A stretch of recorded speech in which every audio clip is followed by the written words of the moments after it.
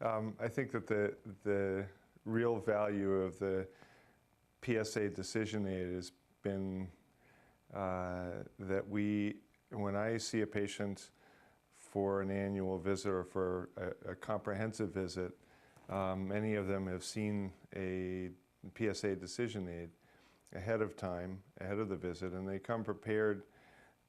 First, they understand that there is an issue to talk about, that they have a decision to make about, and that they've also understood the risks and benefits of PSA testing or prostate cancer testing, and that they come understanding more about what's important to them.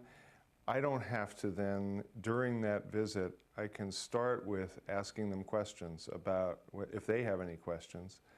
And I don't have to give them a statistics lesson. I don't have to give them an epidemiology lesson. They've already had time to process that, and we can start with their own specific questions and what's important to them.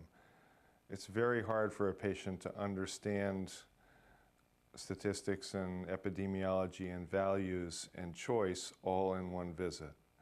And the decision aid ahead of time really helps them process many things so that they can actually come to a decision and understand their values and put me in the role of trying to help them understand their values better. And that's probably the best place for that to happen.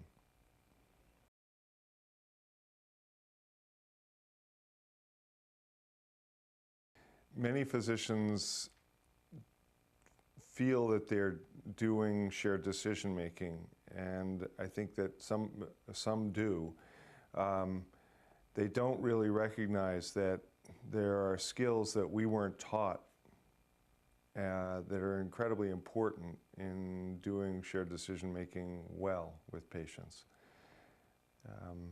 One of the things that we've been challenged is we've been trying to teach physicians and other clinicians how to do shared decision making well, is how to engage them in that process and learning something new.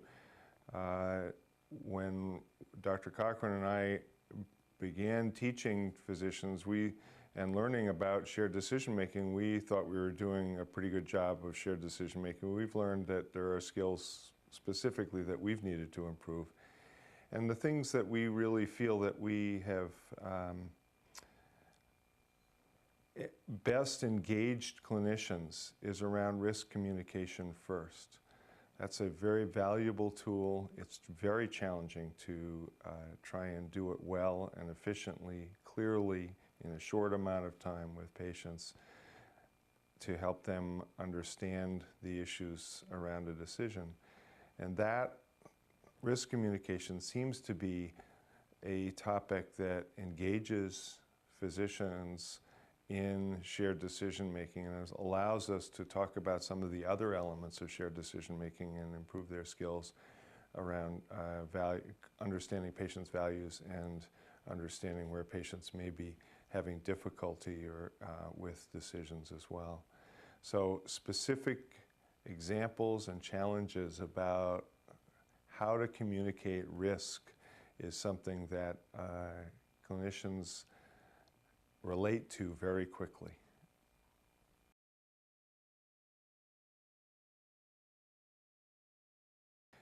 As we've been implementing the decision aids in general internal medicine at Dartmouth, some of the physicians have been slower to adopt them than others.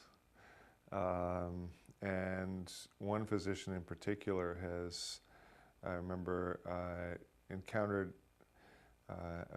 patients with depression regularly and began using the decision aid, the depression decision aid, to help patients understand the diagnosis of depression, and really related that she found the decision aid extremely helpful in helping patients cope with the new diagnosis, and would bring them back after seeing the decision aid, and it would help the patient and she talk about potential treatment that had not been something that they had accepted before.